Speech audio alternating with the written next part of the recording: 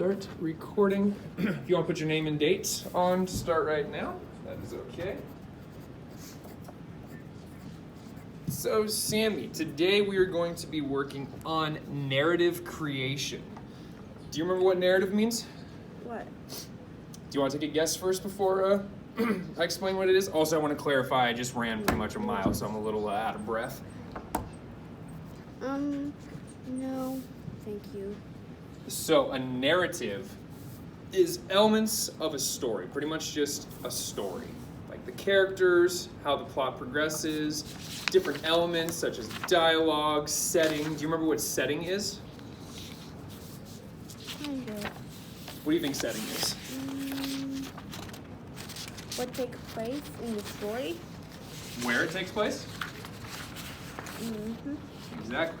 So a narrative is a story in simple words. And then what we're going to be doing today is we're going to read a little short story first and try to identify different parts of a narrative, such as setting. I'm not much of a reader aloud. That's okay. I can read, and then how about we like trade turns? Like you read like one or two sentences, and I read the rest. No, thank you. I'm not much of a reader. That's okay. We can figure something out. So setting is where the story takes place. Story takes place. Do you know what character traits are? About the character? Yeah, just stuff about the character, right? Mm-hmm. So I'll put that stuff about character. And what's the fancy word for talking? Like when people talk to each other in a story, it starts with a D. Describing?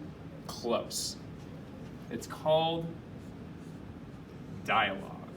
Oh. Fancy word for people talking.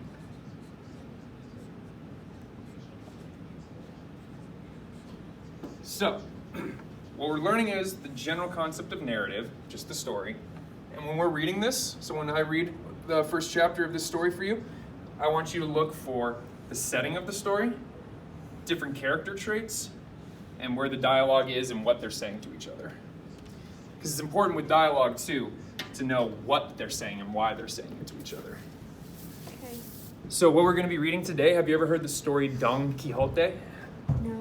The Adventures of Don Quixote. It was written a long time ago, but it's a timeless tale. What's up? Oh, yeah. So remember how I told you this is from my class? It's from my class. Yeah. So they're not going to see you or hear you or anything. Because you know how I'm trying to be a teacher?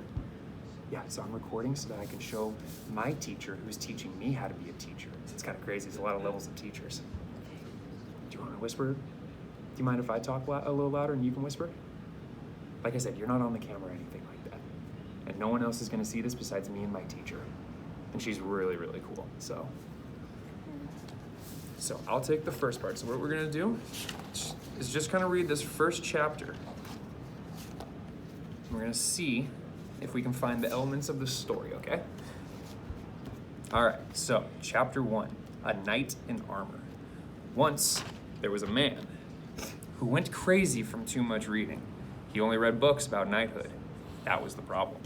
Those books told about the adventures of knights in armor, their fantastic encounters with dragons, monsters, giants, wizards, and even other knights. There was also talk of love, because each knight had a lady of his dreams. Can you try to read just this first sentence for me? Just one sentence.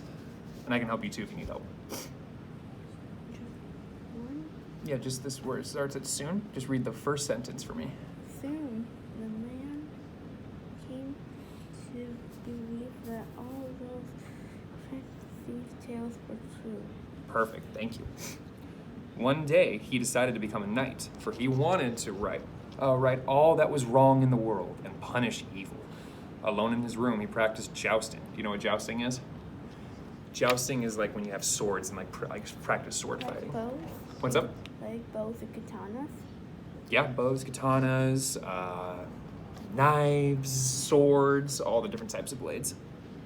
Wham, wham, wham. And cloth. Yeah, even the claws too. Yeah, you can joust with pretty much anything. Spears, all that fun stuff. So, like the heroes in his book, he always won. All this happened in a little village in a province called La Mancha, in the heart of Spain. Do you know where Spain's at? It's out in Europe, kind of in the south little corner down there. The man had lived in the same place all his life as his parents and grandparents had before him. He was about 50 years old, tall and thin, and had a small beard. So I'm going to pause right there. So character traits. How have they described the knight in the story so far? He was 50 years old. 50 years old. Tall, and have a small beard. Yeah, good job. So we at least got to like what his appearance looks like. Now we got to learn about who he is. So no one would ever expect anything bad from him or think anything wrong about him, for he was an honorable man, a perfect gentleman. 2 other people lived in his home. They were his pretty, cheerful, innocent niece, about 20, and his plump housekeeper, about 40, who was a good, friendly soul with strong opinions about everything. A boy did chores around the house. So we got some more character traits and development from the other characters. We have a niece, an uncle, a boy. Also remind me, where's the setting of the story? Where is the story taking place? Spain. In Spain. Good job. Can you read this sentence for me? This one right here? It's not clear what the gentleman's real name was. Good job. I'll read this next part. Some think it was Alonso Quijano, but the last name could have been Quijada, Quesada, or Quijana.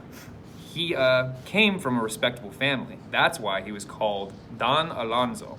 He had inherited a small land, but very little else. When he became ill, he sold many acres of good farmland to buy more of his favorite books.